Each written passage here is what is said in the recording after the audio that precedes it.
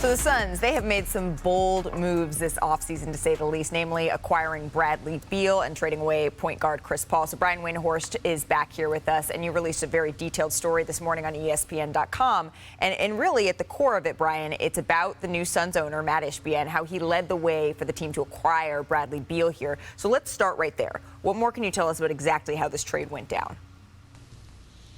Well, you remember that the Washington Wizards gave the Phoenix Suns permission to meet with Bradley Beal, Correct. Malika, because he had a no-trade clause. So essentially this was a free agent meeting. And the meeting took place Father's Day weekend, Friday of Father's Day weekend, at a hotel in New York City where Bradley Beal and his wife were. And basically, Mat Ishbia, Frank Vogel, their new head coach, James Jones, their team president, and Josh Bartelstein, their CEO, flew there and made a recruiting pitch to him. And Mat Ishbia led it. And by the time the meeting was over, Bradley Beal was in a good place, and within 48 hours, they had a trade deal. And here's the thing, Malika, the Suns have been around since 1968. That's 55 years. You could argue that 2 or 3 of their biggest transactions have happened in the 5 months since he bought the team. The Kevin Durant trade and going after Brad Beal. I mean, you know, Charles Barkley deal years ago, signing Steve Nash. But, like, he has absolutely come in and he has driven this. And when I spoke to him for this story, what he made clear to me, Malika, is that this is who he wants the Suns to be. He wants them to be aggressive. He doesn't care about what might be difficult going forward. They'll work their way through it, just like this year when they had to work their way through signing minimum players. And in talking to James Jones, who I wasn't sure how James Jones would feel about this, because basically Mat Ishbia was ordering James Jones to tear apart the team that was in the finals a couple of years ago. And what James told me is, we have a direction. This team was in limbo before when Robert Sarver was suspended. We know what the direction from the owner is. He's given us the mandate. We've gone out and executed it. And so I think full bore for the Suns going forward like this. I want to bring in our entire panel here, Brian, because there's one quote that stood out to me. A word that came up over and over and over again in your piece was audacious when describing Mat Ishbia. Yeah. But here's the quote. Ishbia said, "I hope to win now, and then we're going to do the work, and we're going to figure out how to manage it later." So, Ramona, what are you hearing here around the league on the kind of culture that Mat Ishbia is creating in Phoenix? I mean, I think it's fun, right? And the question I have is it going to be more in that Mark Cuban lane or more in the Joe Lacob lane? Because both guys came out of the gates swinging and doing a lot of press, saying a lot of things.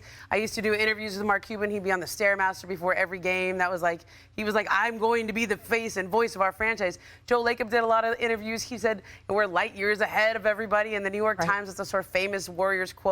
Then Joe kind of receded a little bit. He kind of stepped back, but they won championships. So he could say that, and he actually did a lot of things that were light years ahead, and he didn't pop the collar and walk around like that. And so Mat Ishbia is talking big here, and he's swinging big with the moves that he has made, but can he back that up? Can they actually win? You can talk like that, but you better win quick, because when teams hear that, you know, you could already argue of the trades they have made.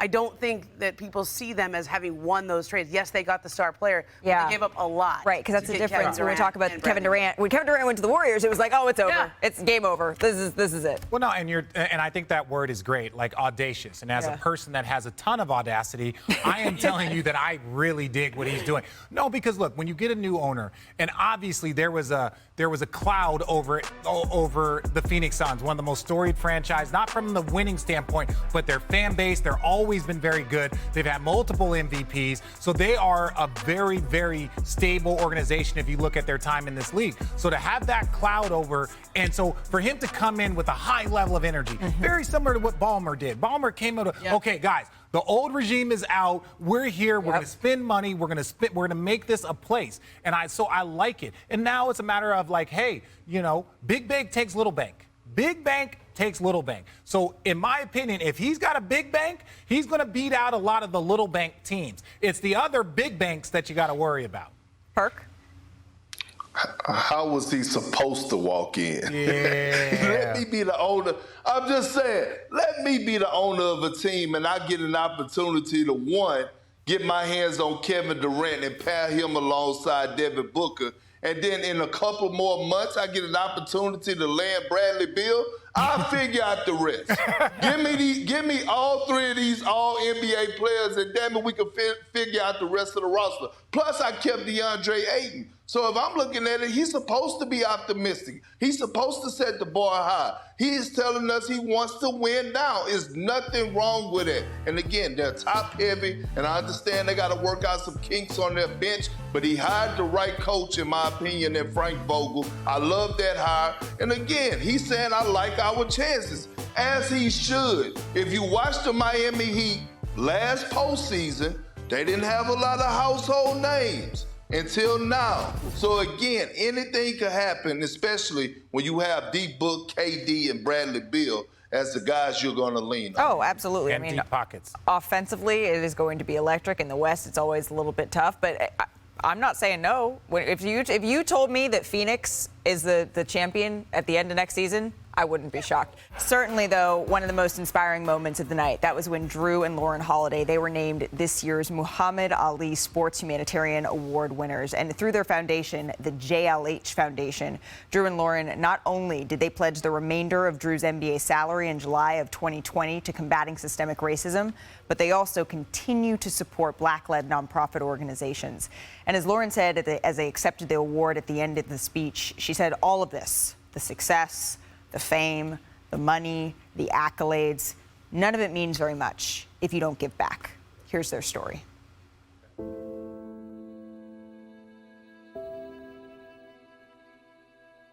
When you grow up in sports, you build a village and you build a family. And just, I think, over time became this thing that I always wanted in my life.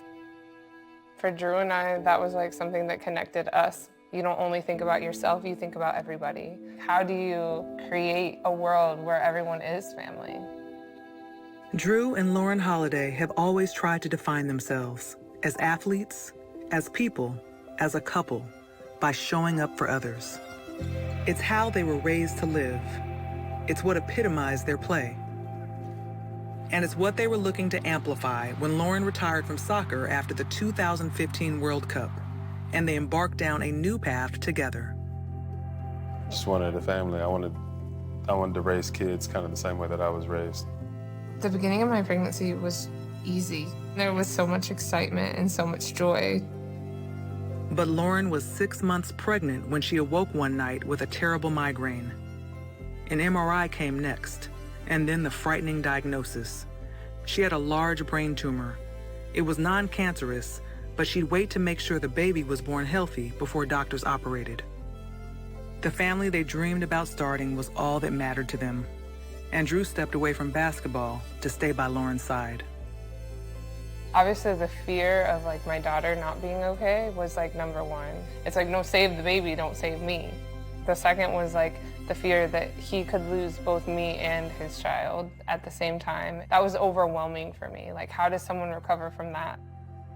Staying positive was one of the biggest things for me.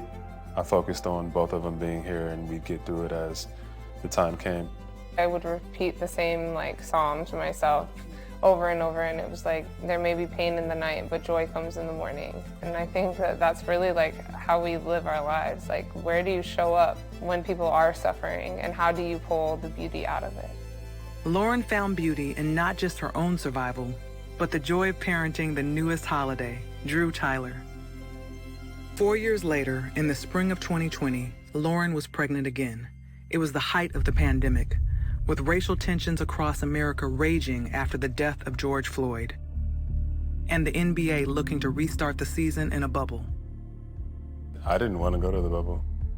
I kind of felt like me having this job, and I see people in my community, people that look like me, dying. It was just unsure for me, and I didn't really feel right going back to work or playing. He was just grappling with, how does sport even matter right now when all of these things are happening? And we found out we were having a boy, and that like made him emotional. Like, I'm going to be raising a Black man in America. The fear he had behind that, how does basketball matter?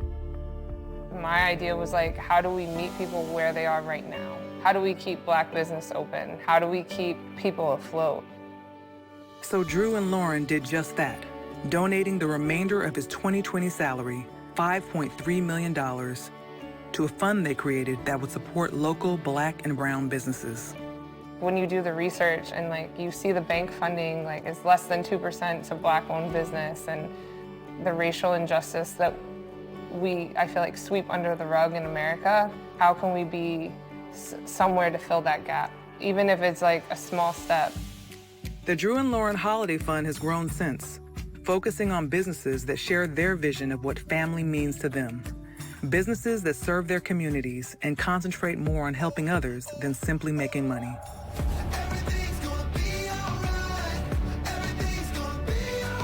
People that apply for these grants, when you see somebody love and care about something so much, kind of like how we did with our sports or with our family, it really makes it easy. Sometimes I think being a human can be pretty simple. Just love the person next to you with no judgments.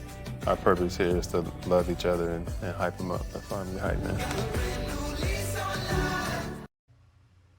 What the Holiday family is just, it's incredible. There were awesome moments throughout the ESPYs last night. Certainly them accepting that award and talking about the work that they still intend to do in the future with the grants that they have gotten was one of them. But Ramona, as you're looking around, whether it be from Jrue and Lauren Holiday or something else, what was your most memorable ESPYs moment? I just couldn't. I watched that DeMar Hamlin presentation with the Buffalo Bills training staff. Yeah. And you are not a human being if you watch that and don't get choked up. That was just incredible to see him out there, but also to see the whole training staff come out that saved his life to get this award. Watching them embrace him in a hug, the people that saved his life was just, I have goosebumps again talking about it here, I can't even talk. For me, it was definitely the Jrue and Lauren Holiday. We were talking off camera. I flew over to Germany to watch them play in the Women's World Cup, met Jrue, met his wife, Lauren. They ended up losing to Japan in PK, but it was you kind of followed their story, and I had the opportunity to meet her. So then all of a sudden, you see all of this stuff happens, and you see them as a couple, and you see that this is a power couple doing power things. So to see them awarded last night was very, very special. There were so many powerful moments last night. Congratulations to all of the ESPY winners. And sometimes the moment calls for that sort of gravity. And sometimes, Richard, it calls for something like this. Tell me more. What's going on here? What's going on here? I'm just kidding. It's my pre-show. Bro, that's what I do. There, I was about to get interviewed by Vice. You look great, my friend. As a Blue Man Group. That's going to do it for us here on NBA Today. Thank you for watching ESPN on YouTube. For live streaming sports and premium content, subscribe to ESPN+.